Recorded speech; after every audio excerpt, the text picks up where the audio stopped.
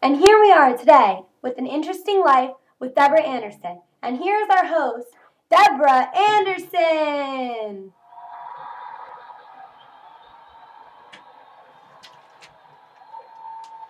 Hello, everyone, and thank you for joining us tonight.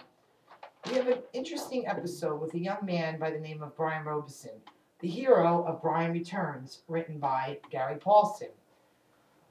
2 years ago, when Brian was 13, he survived a harrowing experience in the Canadian wilderness, armed with only a hatchet for his survival. Believe it or not, Brian has decided to return to the wilderness to relive that experience. We are lucky to have him join us this evening and talk about his experience. Welcome, Brian Robeson, to the show. Hi, Deborah. Thanks for having me. Hi, good evening. Nice to meet you. Nice to meet you too, Deborah.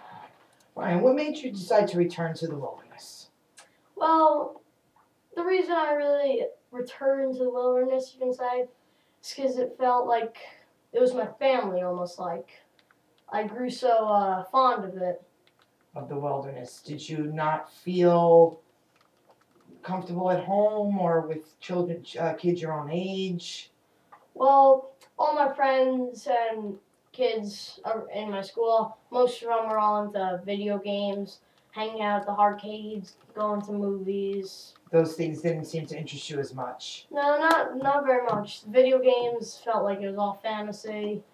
And being in the wilderness is certainly a reality. Yes, definitely. Yes. Okay, well, let me ask you, what did you bring with you this time to prepare? Well, I brought a 2-person tent, so I could spread out all my stuff in there if it ever rained one night. Blankets, obviously, and a pillow. I brought a bow and arrows. Well, not the arrows, I just brought a bow. I made spears out of sticks there.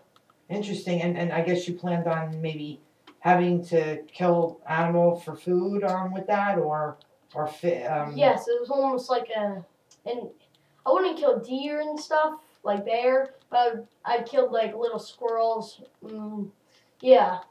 rabbits. And did you do fishing? Fishing, yeah, with spears, obviously. Oh. It was too hard.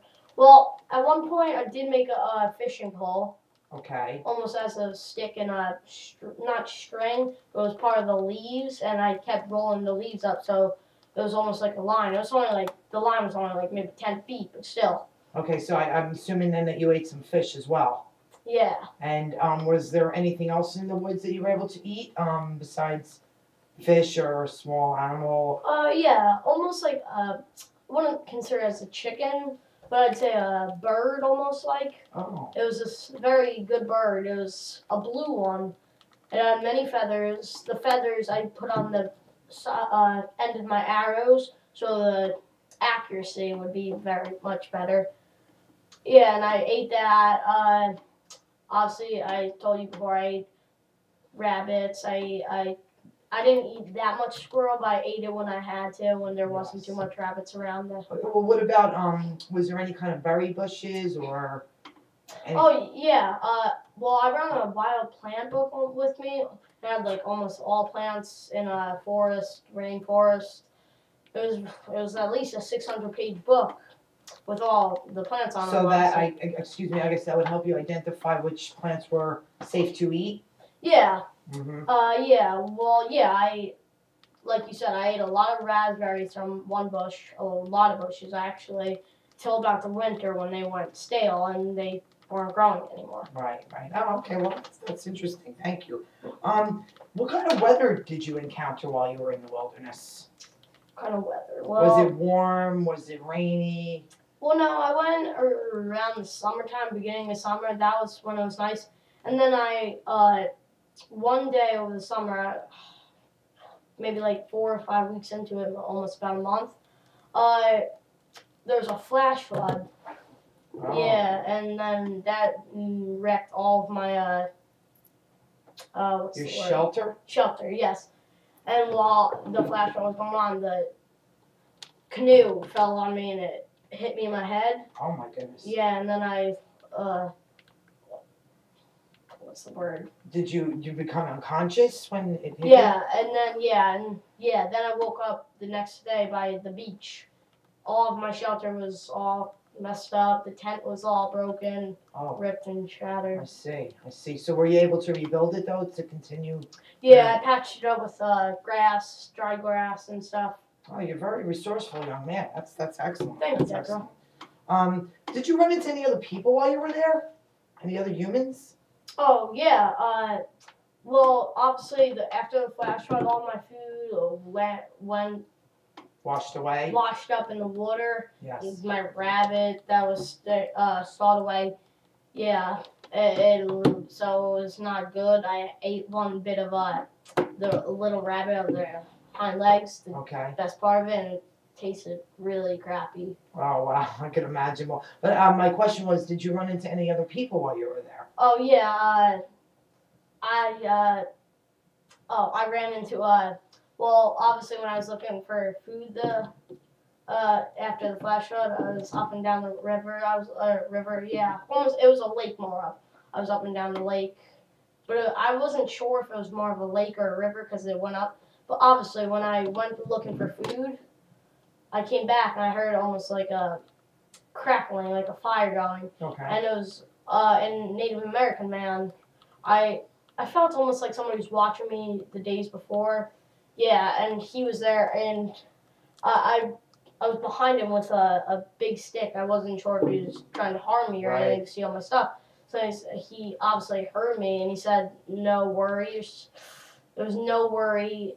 You can be content. I'm one of your friends." Oh, wow. That's brilliant. So did you have some kind of relationship with him, or did he kind of go off on his own Well, after that? he only stayed there for one night, helping me with making my fire and everything. Oh. And then he wrote me a note the next. Well, we obviously went to bed. He slept outside. I went to bed and he wrote me a note. I don't know when, but obviously that night. But I don't know the time. It said, "Follow my medicine." So it was almost like a God spirit, Indian spirits. Okay, so but did you understand what he meant by follow my medicine? Almost like talk to God, understand what he's saying. Wow, that is really interesting, really interesting. Mm-hmm. Well, I mean, I guess while you're out in the woods, you possibly could have come into some contact with some wild animals. Yes, at one point, it starts off with like the littler animals, but I ran into a wolf. He wasn't trying to harm me. He was up on the mountain, eating some. I don't know. I couldn't really catch my eye on it, but then he started to walk toward me. So then I ran into the river, lake kind of thing more. But also he didn't harm me at all. He just stared at I me. think he was almost like a friendly spirit, kind of. Yeah. Right. Any other animals? A moose I ran into and a bear. A bear. Yeah, the bear. He was almost like not trying to harm me either. I walked away slowly into the river. I guess the river was a really good source. And yeah.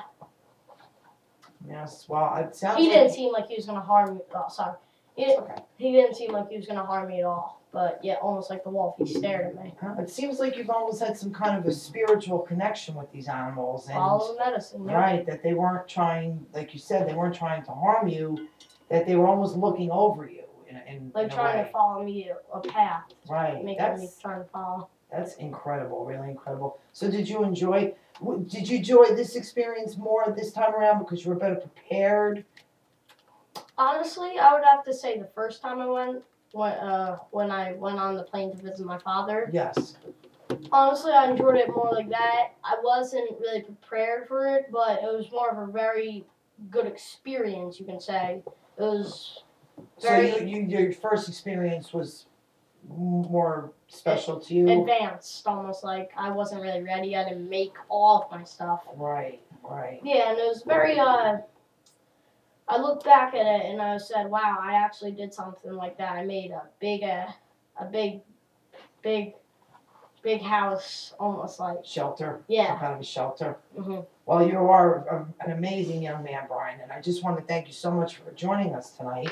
Do you have any plans on returning to the woods? Yes. Yeah, I actually do. I don't know really yet if I might. I might, because it's almost like my family, the woods. Right. So right now you're just going to be content to kind of trying to fit back in at home and at school. For now, I think. For now, yeah. Well, listen, Brian, I just want to thank you very much for being with us. You're an interesting young man, and I just want to tell you how much I appreciate having you on the show this evening. Okay, thank you, Debbie. Thank you very much. I think that went pretty well, huh, Dane? I'm trying to